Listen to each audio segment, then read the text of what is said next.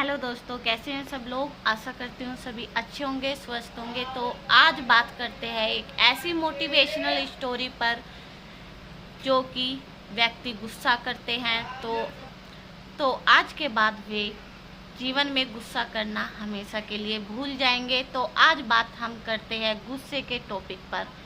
इंसान गुस्से में बहुत कुछ शब्द तो बोल देता है, पर कहते हैं कि मुंह से निकले हुए शब्द कभी वापस नहीं आते।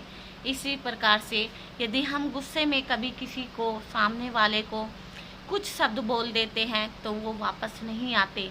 इसलिए हमें गुस्से में बोले हुए शब्द हमें सोच समझकर बोलने चाहिए। तो आज हम आपको इसी टॉपिक पर स्टोरी सुनाने जा रहे हैं। तो दोस्तों, एक गांव में एक संत रहते थे जो अपनी शिष्य को अच्छी अच्छी बातें सुनाते।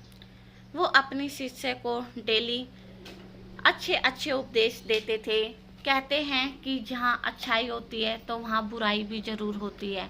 सेम उसी प्रकार उस गांव में कुछ आदमी उन्हें पसंद करते थे, पर कुछ आदमी ऐसे थे जो उनके विरोधी थे, जो उनको बिल्कुल भी पसंद नहीं करते थे। तो जो लोग उन्हें पसंद करते थे तो वो डेली उनके उपदेश सुनने के लिए आते थे, और कुछ व्यक्ति ऐसे थे जो उन्हें पसंद नहीं करते थे तो वो हमेशा उनका विरोध करते थे। एक दिन क्या होता है, गुरुजी अपने शिष्य को उपदेश सुना रहे होते हैं। तभी वहाँ पर एक व्यक्ति आता है जो कि उन्हें बिल्कुल भी पसंद नहीं करता है। तो तभी आकर वो गुस्से में उन संत को पता नहीं क्या क्या बुरा भला बोल जाता है, और जब वो बोलकर थक जाता है तो वो संत से के पूछता है, क्या तुम्हें गुस्सा नहीं आया मेरी बातों से। तो संत ने कहा नहीं, और संत दोबारा पहले की तरह अपने शिष्य को उपदेश सुनाने लगते हैं। तो कुछ समय बाद जैसे वो आदमी घर लौटता है तो घर जाकर उसे अपनी गलती का बहुत ही पछतावा होता है। जैसे वो घर जाकर अपनी बातों को सोचता है तो उसे घर जाकर अपनी गलती का पछतावा होता। फिर वो गुरुजी से माफ़ी मांगने के लिए उनके आश्रम पहुंचता है। वहाँ देखता है कि सभी शिष्य उनकी उपदेश सुन रहे होते हैं। तो तभी वो वहाँ पहुँचता है और गुरुजी से कहता है कि गुरुजी, मुझे आप कल के लिए क्षमा कर दीजिए।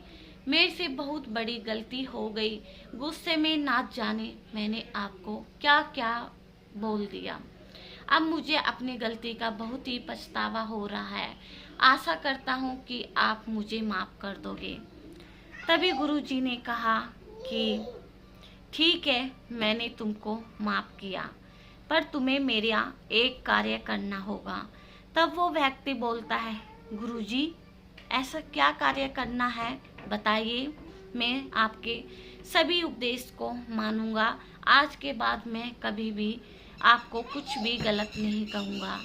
तभी गुरुजी उसे कहते हैं कि आप एक काम कीजिए, आश्रम में बहुत सारे पक्षियों के बहुत सारे पंख बिखरे हुए हैं, आप इन पंखों को इकट्ठा कर लीजिए।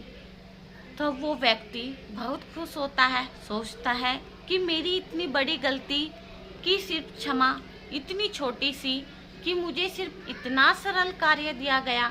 ठीक है, ये तो मेरा चुटकियों का काम है, इसे तो मैंने अब किया। वो बहुत ही खुशी से दौड़ता हुआ पूरे आश्रम में दौड़ दौड़ कर इधर उधर सारे पंखों को इकट्ठा कर लेता है, और सारे पंखों को इकट्ठा करके गुरुजी के पास पहुंच जाता है। फिर वो गुरुजी से कहता है, गुरुजी मैंने आपके कहे अनुसार सारे पक्षियों के पंख। तब वो पूरे पंख लेकर गुरुजी के पास पहुंच जाता है। तब गुरुजी से कहता है, गुरुजी लीजिए, मैंने आश्रम में इधर उधर पड़े सारे पंखों को इकट्ठा कर लिया है और आपके पास लेकर आ गया हूँ। जैसे आपने कहा था मैंने ऐसा ही किया। तब गुरुजी कहते हैं, अभी ये कार्य आपका पूरा नहीं हुआ है। तब वो व्यक्ति बोलता है, अच्छा अब मुझे आगे क्या करना होगा। तब गुरुजी कहते हैं कि आप इन सारे पंखों को लेकर अपने नगर के बीच में रख कर आओ। तो तब वो सोचता है कि अब गया अब आया, ये कौन सा मुझे कठिन कार्य बता दिया है। ठीक है, वो जाता है और नगर के बीचों बीच उन पंखों को रखकर आ जाता है। तब गुरुजी कहते हैं कि आपको एक अंतिम कार्य और करना होगा। तब वो व्यक्ति कहता है ठीक है, आप मुझे बता दीजिए, मैं आपका अंतिम कार्य भी अपना पूरा कर लूँगा। तब गुरुजी कहते हैं कि आप जो वे पंख रख कर आए हो, आप उन पंखों को इकट्ठा करके मेरे पास लेकर आओ। उसने कहा व्यक्ति ने कि ठीक है, अभी गया अभी आया, मैं उन सभी पंखों को लाकर आपके पास लाकर दूंगा। तब वो आदमी जाता है नगरों के बीच और नगर के बीच पहुंचकर देखता है कि पंख सारे में बिखरे हुए होते हैं, इधर उधर होते हैं और उनको इकट्ठा करना दोबारा असंभव था। तब वो व्यक्ति थोड़ी देर के लिए वहाँ आराम से बैठ जाता है। वो सोच में पड़ जाता है कि अब यह कार्य कैसे संपन्न होगा। इनको इकट्ठा करना, खोज खोज के इकट्ठा करना पूरे नगर में, तो ये कार्य तो असंभव है। तब वह दुखी मन से वापस आश्रम पहुंच जाता है और गुरुजी से कहता है गुरुजी, मैं पंख लेकर नहीं आ पाया, ये कार्य करना मेरे लिए असंभव था, क्योंकि मैंने नगर के बीच जाकर देखा, जहाँ मैं पंख जिस स्थान पर रखकर आया था वहाँ एक भी पंख नहीं बचा था। सारे पंख इधर उधर सब बिखर चुके थे। उनको दोबारा इकट्ठा करना मेरे लिए असंभव था, ये कार्य मैं नहीं कर पाया। तब गुरुजी को बहुत ही संतुष्टि होती है कि अब ये बंदा अपनी गलती को समझ गया होगा।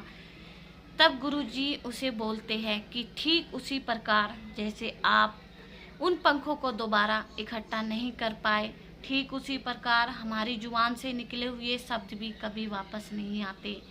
हम गुस्से में सामने वाले को ना जाने क्या क्या बोल देते हैं, पर हमारे द्वारा बोले हुए शब्द कभी वापस नहीं आ सकते। हम उन शब्दों को कभी वापस नहीं ले सकते।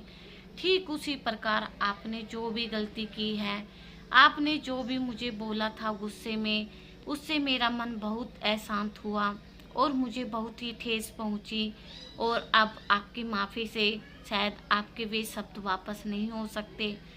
जिस प्रकार से आप बिखरे हुए पंखों को दोबारा एक जगह इकट्ठा नहीं कर पाए, जो दोबारा इकट्ठा करना असंभव कार्य था, ठीक उसी प्रकार आपकी जुबान से निकले हुए शब्द भी वापस लेना असंभव है। तो हम गुस्से में कुछ बोल तो देते हैं, पर उसको दोबारा वापस होने में, वे सब दोबारा वापस आने में ये कभी नहीं हो सकता कि हमारे द्वारा बोले हुए शब्द कभी वापस आ सके। तो तब उस व्यक्ति को अपनी गलती का बहुत पछतावा होता है और वो मन ही मन बहुत दुखी होता है।